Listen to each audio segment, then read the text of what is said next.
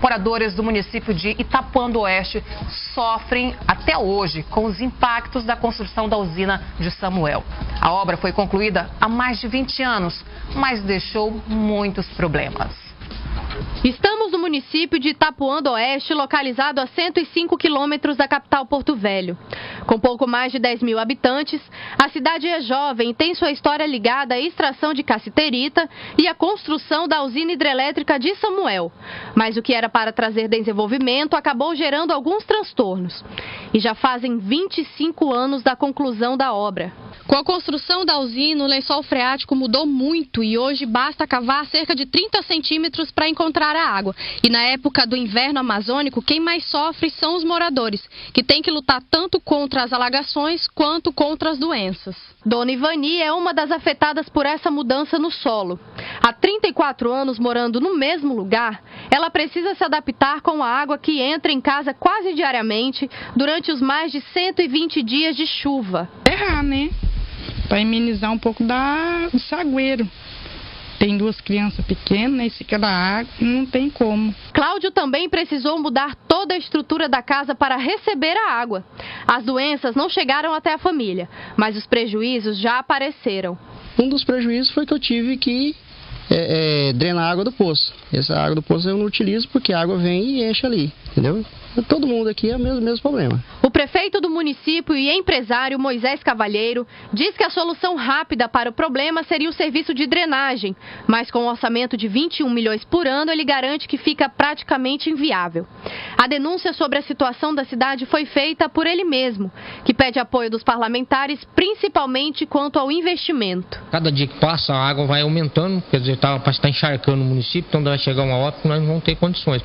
Então eu acredito que nós precisávamos de saneamento, que ela fizesse o saneamento e o dreno. O dreno hoje seria prioridade antes do que o saneamento, para nós não ter esse alagamento, porque daqui a pouco nós não temos nem condições de os moradores vão ter que ficar mudando, porque não tem onde morar. Uma viagem do prefeito está programada para este mês, onde ele diz que irá tentar conseguir a ajuda de algum parlamentar para amenizar o problema, que deveria ter sido previsto ainda no projeto feito pela Eletronorte no início dos anos 2000. Enquanto isso, os moradores se viram como podem. Os prejuízos é pouco, né? Porque a gente fica acudindo, acode ali, acode aqui, vai suspendendo, né? Para a água não ter muito prejuízo. Primeiro eu tive que fazer a mureta na área e colocar um aterro aqui, para poder sanar um pouco do problema, né? Olha, a gente tem visto tantos municípios que foram atingidos por barragens na mesma situação. De um lado, se teve investimento, movimentou a economia por certo tempo e depois o município ficou a Deus dará. Inclusive, nós, por várias vezes, conversamos com o movimento dos atingidos por barragens, o MAB, e sempre mostrando assim, dados realmente preocupantes nesses municípios. O MAB, inclusive, montou um dossiê sobre os impactos ambientais e sociais que o município que você viu aí sofreu.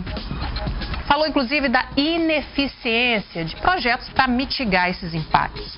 Porto Velho sofreu também diversos impactos e ainda está sofrendo esses impactos. Mas você imagina, Itapuã do Oeste, já faz mais de 20 anos que a barreira foi construída e até hoje não se vê o crescimento do município. Não se vê novos investimentos, se vê uma cidade abandonada. Quando você chega naquele trecho de Itapuã, na BR-364 mesmo, você sente que a cidade está um caos. São muitos e muitos problemas. E eu quero voltar aqui à questão do MAB. O MAB exigiu um plano de reestruturação e desenvolvimento dos municípios atingidos pela essa barragem lá de Samuel.